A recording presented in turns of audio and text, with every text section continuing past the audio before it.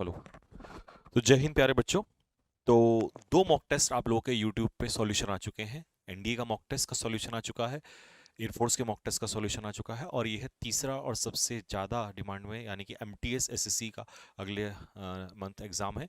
और बहुत सारी संख्या में बच्चे के लाखों लाख 40-50 लाख बच्चे जो हैं इसका फॉर्म फिल करते हैं। और बहुत टफ नहीं है, इसको निकालना बहुत आसान है, ईजिली निकाल सकते हो। ठीक है, तो बिल्कुल वही जो आपका एग्जाम में आए हुए क्वेश्चन है, सेम क्वेश्चंस, ताकि आपको पता चले कि किस तरीके का पेपर आना है। ठीक है, वही मॉक टेस्ट आपके लिए डाले जा रहे हैं। तो पहला मॉक टेस्ट जो है आप लोगों का एमटीएस का, ये मैंने डाल दिया था कल, अभी इसका सॉल्यूशन है। ठीक है, मैं स्टार्ट करता हूँ वन बाय वन, ज़्यादा समय नहीं लेंगे, 10 से 12 मिनट में पूरा सॉल्यूशन खत्म करेंगे।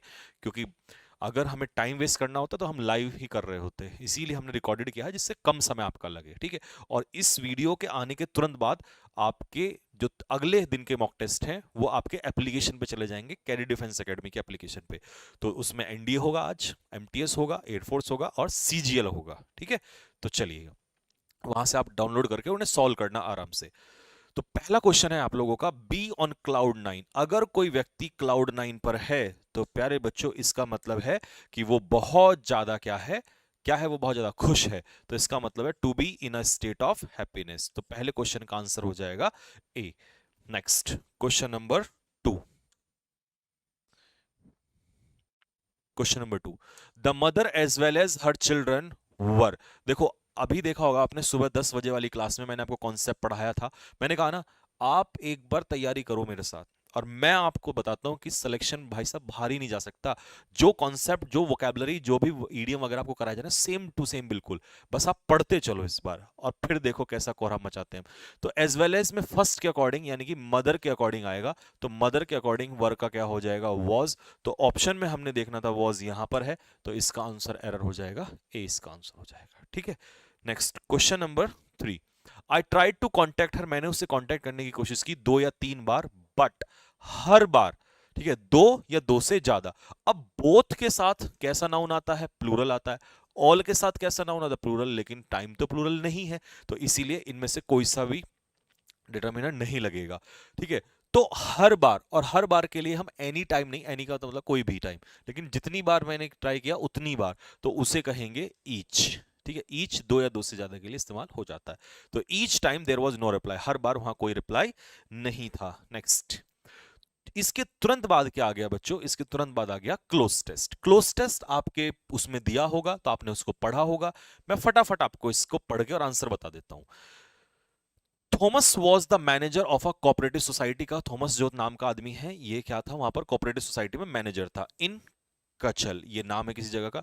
हिज वाइफ, उसकी पत्नी ने हिम अप एट 6 AM, 6 बजे उसे क्या किया। क्योंकि ये सेंटेंस पास्ट में चल रहा है, तो पास्ट के हिसाब से इसका आंसर जो होगा ऑप्शन में, उसकी पत्नी ने उसको पास्ट के लिए उठाया, और उठाने के लिए हम क्या कहेंगे, वोक हिम अप।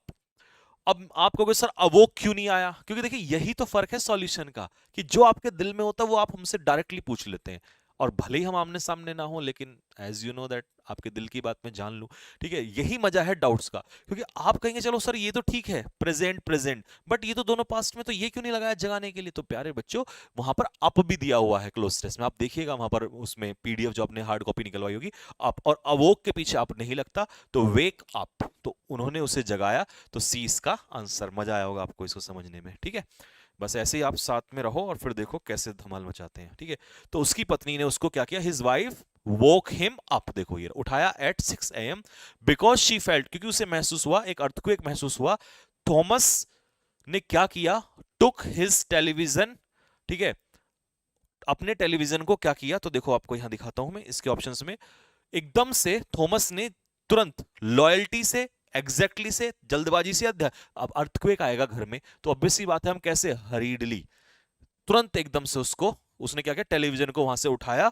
और अगला क्वेश्चन था इसका कि वहां से टेक ऑफ कर लिया। टेक ऑफ का मतलब होता है किसी चीज को वहां से उठा लेना, तो ओ डबल एफ वाला, ना कि सिंगल एफ वाला। ठीक है, तो थॉमस ने टेलीविजन को वहां से उठाया। ठीक है, टुक हिज टेलीविजन ऑफ, यहां पर सेट नहीं था ये, इसमें मिसप्रिंट दिया हुआ है, तो यहां पर क्या हो जाएगा, टेक ऑफ किया उसको। ठीक है, अब आगे द टेबल, टेबल से उठाया एंड पुट इट डाउन, और उसे नीचे रख दिया ग्राउंड पर, सो दैट ताकि इट वुड नॉट फॉल, ये ना गिरे एंड ब्रेक और ना टूटे। Then the family rushed out, आपने ऑप्शन में देखिएगा वहां पर ऑप्शन में दिया है रश्ड आउट। रश आउट का मतलब होता है बाहर की तरफ भागना, ठीक है ना, प्रेशराइज नहीं, ड्राइवन नहीं, गाड़ी नहीं चला रहे वो, प्रेशर नहीं किया, रश आउट। रश आउट का मतलब होता है घर से बाहर की तरफ फैमिली जो है वो भागी, ठीक है। और लास्ट का ब्लैंक क्या है इसमें, When the tremors stop, जब हर भूकंप के झटके रुक गए, ट्रेमर होते हैं भूकंप के झटके, तो they saw the sea waves, उन्होंने देखा समुद्र की लहरों को उठते हुए। अब समुद्र की लहरें बताओ तो क्या हो जाएगा इसमें, आंसर क्या हो जाएगा इसका, दैट इज राइजिंग। समुद्र की लहरों को उठने के लिए आंसर हो जाएगा राइज, ठीक है। नेक्स्ट सिनोनियम बताना है आपको किसका, इंटीग्रेशन। अब इंटीग्रेशन मैथ्स में आपने पढ़ा है, उसे कहते हैं जोड़ना, जोड़ने के लिए आता है यूनिफिकेशन। तो देखो वैसे भी पेपर में कैसे निकाल सकते थे अगर दिमाग होता, ये भी सिनोनियम, ये भी सिनोनियम, ये सिनोनियम, अब तीन तो आंसर नहीं हो सकते, तो ऐसे निकाल सकते हो, ये शॉर्ट ट्रिक अपनाना वहां पर, ठीक है। Next question, do you mind to land. अब देखो इसमें था यहां पर टू लैंड, तो इसको इंप्रूव करना था कि इसकी जगह क्या आएगा, क्या ये सही है। अब आपने अगर बेसिक्स पढ़ा है और आप चैप्टर वाइज साथ में पढ़ रहे हैं, तो वहां पर बताया जाता है कि नॉन फाइनाइट में जो माइंड जो वर्ब है वो अपने पीछे क्या लेती है, जिरंड लेती है। ये लिख लेना, ठीक है, आगे ऐसी वर्ब लिखाऊंगा और ये एसएससी में बहुत आती हैं, ठीक है। मैंने जब खुद ने क्लियर किया था एग्जाम, ये मेरे सब याद है उस समय पर भी और आज भी। सबसे अच्छी बात है एसएससी के 10 साल पहले भी same questions, same logic, same concept, और आज भी लगभग वही चलते हैं, रिपीटेड फॉर्मुलेज, रिपीटेड कॉन्सेप्ट ही, ठीक है। तो माइंड प्लस जिरेंड, तो इसका आंसर हो जाएगा लैंडिंग मी, तो इसका आंसर हो जाएगा जिरेंड, 20 आंसर हो जाएगा। The study of human societies and cultures, तो ह्यूमन सोसाइटीज का और कल्चर का अध्ययन क्या कहलाता है, एंथ्रोपोलॉजी, ठीक है भाई, क्या कहलाता है, एंथ्रोपोलॉजी कहलाता है। बाकी ऑप्शन बहुत आसान है, जूलॉजी क्या होता है, study of branch animals, animals का होता है इसमें, ठीक है। एटमोलॉजी किसका होता है, स्टडी ऑफ वर्ड्स, की वर्ड्स का ओरिजिन कैसे हुआ, ठीक है। और फिजियोलॉजी, फिजियोलॉजी आप फिजियो जानते हैं, ठीक है, यानी कि ह्यूमन बींग्स, ठीक है, ह्यूमन बींग्स के जो ऑर्गेनिज्म होते हैं कैसे फंक्शन करते हैं उसका स्टडी होता है। तो ये आंसर हो जाएगा इसका A. Stage of growth between boyhood and youth, के बीच की अवस्था यौन अवस्था होती है और इसे कहते हैं एडोलसेंस, ठीक है। इसमें इन्फेंसी, चाइल्डहुड, एडल्टहुड नहीं लगाना है, ठीक है, एडोलसेंस कहते हैं इसे, ठीक। The master did not know, master नहीं जानता था, एरर बताना है, सर्वेंट्स में से कौन सा। और जब भी चॉइस की बात आती है तो चॉइस के लिए आप रिलेटिव प्रोनाउन लगाते हो, सॉरी रिलेटिव प्रोनाउन नहीं है बेटा से, यहाँ पे रिलेटिव प्रोनाउन तो रिलेशन दिखाता है। तो चॉइस के लिए आप किस प्रोनाउन का यूज करते हो, विच का इस्तेमाल करते हो। ये नहीं कि सर ये तो पर्सन है, पर्सन के लिए हो लगा, नहीं, चॉइस के लिए विच का इस्तेमाल होगा, तो आंसर होगा इसका B. Next, correctly spelt word, तो किसकी स्पेलिंग सही है, तो आपने ये करा होगा चेक वहां पर, टेक्निक की स्पेलिंग गलत है, टेम्परेचर की स्पेलिंग गलत है, टेम्परेरी में ओ आता है, थ्रेशोल्ड होता है, थ्रेशोल्ड को इसमें हिंदी में कहते हैं दहलीज, तेरी दहलीज पे आऊंगा मैं चौखट पे, है ना, डोर स्टेप, ठीक। Next, select the most appropriate सिनोनियम। Acclaim का मतलब क्या होता है, एक्लेम का मीनिंग क्या, आलोचना होता है, नहीं। तो देखो वैसे भी इसको कैसे निकाल सकते थे बुद्धि से, ये भी आलोचना, ये भी आलोचना, ये भी आलोचना, एक्लेम होता है प्रशंसा। तो ये शॉर्टकट याद रखना, वहां पर ऐसे खूब लगते हैं। रॉन्गली स्पेल्ड वर्ड, किसकी स्पेलिंग गलत है, जर्नी की सही है, कंडम निंदा करना सही है, एंजाइटी चिंता सही है, और डायमंड की स्पेलिंग गलत है, तो डी इसका आंसर हो जाएगा, रॉन्गली ढूंढना था। इसमें आपको फिलिंदा ब्लैंक बताना, आइडिया ऑफ सत्याग्रह, सत्याग्रह का आइडिया है उसने किस पर जोड़ दिया, पावर ऑफ ट्रुथ पे जोड़ दिया। अब जोड़ देना, इंप्रेस नहीं होता, इंप्रेस तो किसी को प्रसन्न करना होता है, अट्रैक्ट करना होता है। अब एम्फेसाइज होता है या इंसिस्ट होता है, क्रिएट भी नहीं होगा। लेकिन समस्या क्या है, इंसिस्ट अपने पीछे प्रपोजिशन लेता है ऑन। अगर आपने चैप्टर चैप्टर वाइज बेसिक पढ़ने का बड़ा मजा आता है, उसके कभी क्वेश्चन गलत ही नहीं होते। यहां ऑन नहीं है, नहीं है तो सीधा लगा दो एम्फेसाइज। अगर ऑन होता तो मैं इंसिस्ट को लगाता फिर वहां पर, ठीक है। नेक्स्ट, अब ये क्वेश्चन टैग आ गया, डज नॉट, तो जैसे ही क्वेश्चन टैग निगेटिव होता है वैसे ही कैसा, जैसे ही सेंटेंस क्या है यहां पर निगेटिव, तो क्वेश्चन टैग कैसा होगा, पॉजिटिव, और पॉजिटिव किस में है, ए। अगर सेंटेंस पॉजिटिव होता तो क्वेश्चन टैग निगेटिव हो जाता। ठीक है, डिड लगाना नहीं है क्योंकि यहाँ डज है तो वही टेंस चलेगा आगे भी। ठीक, नेक्स्ट। कर्टेल का मतलब होता है सिनोनियम, एंटोनियम बताना है, तो कर्टेल का मतलब होता है रिड्यूस, ये इसका सिनोनियम है बट हमें उल्टा चाहिए, तो डिक्रीज भी सिनोनियम हो जाएगा, उल्टा हो जाएगा एनलार्ज, बढ़ाना। ठीक है, When we talk of globalization, जब भी हम ग्लोबलाइजेशन की बात करते हैं तो we often refer to an economic system, हम एक ऐसे इकोनॉमिक सिस्टम की बात करते हैं दैट हैज, जो उभर के आया है, ऐसा इकोसिस्टम, ऐसा इकोनॉमिक सिस्टम जो उभर के आया है पिछले लास्ट 50 सालों में। ठीक है, तो किसी चीज का उभर के आना इसे कहते हैं इमर्ज। ठीक है जी। ड्राइव का मतलब होता है निकालना, किसी चीज से कोई चीज निकालना। फ्लो मतलब बहना, प्रोसीड मतलब आगे चलना, लेकिन किसी चीज का डेवलप होना, निकल कर आना, इसे कहते हैं emerge. Next, have you ever. अब देखो हैज हैव के बाद वर्ब की कौन सी फॉर्म आती है, थर्ड फॉर्म आती है, तो हैव यू एवर, एवर तो सही है, ठीक है, नेवर तो आएगा ही नहीं यहां पर। ठीक, have you ever, ever have लग गया तो आईएनजी नहीं लगेगा।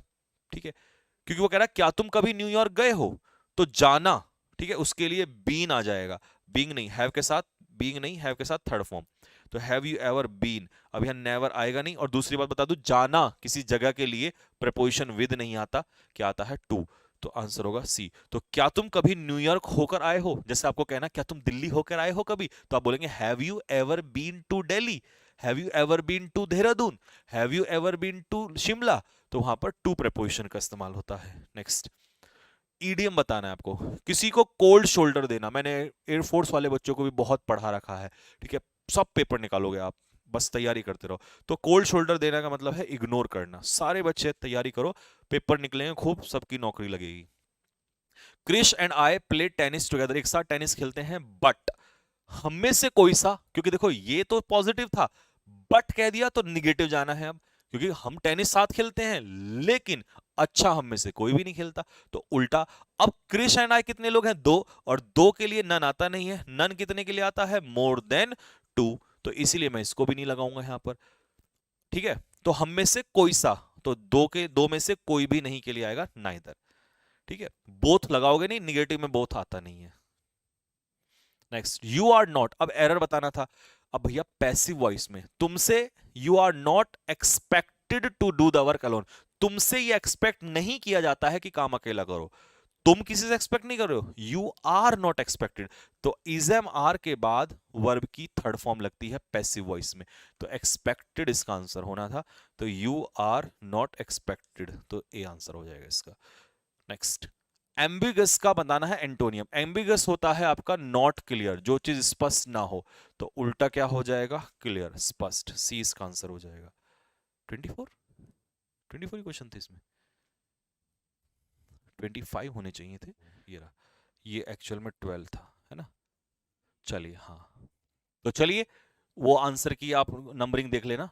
ठीक है, वो नंबरिंग में गड़बड़ है, क्वेश्चन पूरे 25 क्वेश्चन है। ठीक है, तो सॉरी फॉर दैट, आगे से ये चीजें नहीं होंगी। ठीक है, आप समझ रहे हैं, प्रेशर बच्चों पे भी बहुत ज्यादा है, टाइपिंग टीम पे भी बहुत ज्यादा है, हमारे बच्चों पे भी बहुत ज्यादा है, तो ये छोटी छोटी मिस्टेक होती हैं, मैं भी इन चीजों के लिए नहीं बोलूंगा, क्योंकि प्रेशर ज्यादा होता है तो गलतियां होती हैं, और गलतियां होती हैं, गलतियों से इंसान सीखता है। आपको भी यही कहूंगा, आप मॉक टेस्ट दीजिएगा, आपसे गलतियां होंगी, सीखिएगा। हम जब अपनी गलतियां करते हैं तो उन्हें एक्सेप्ट करते हैं, बट आगे ना करने की कोशिश करते हैं। ठीक है, तो जिंदगी का यही सार है, गलतियां कीजिए, मॉक टेस्ट दीजिए, सिलेक्शन लीजिए। ठीक है, तो कैसा रहा आपको मॉक टेस्ट, सीरीज कैसी लग रही है, मजा आ रहा है कि नहीं आ रहा है, क्या स्कोर आ रहा है, पढ़ने में मजा आ रहा है नहीं, मॉक टेस्ट में मजा आ रहा है नहीं, फटाफट जल्दी से बताइएगा। अगर मार्क्स कम रह जाए कोई दिक्कत नहीं है, पढ़ाई करते रहिए, दोनों टाइम बेसिक बैच चल रहे हैं। ठीक है, अगले 4 महीने में सिलेक्शन लेना है आपको। ठीक है,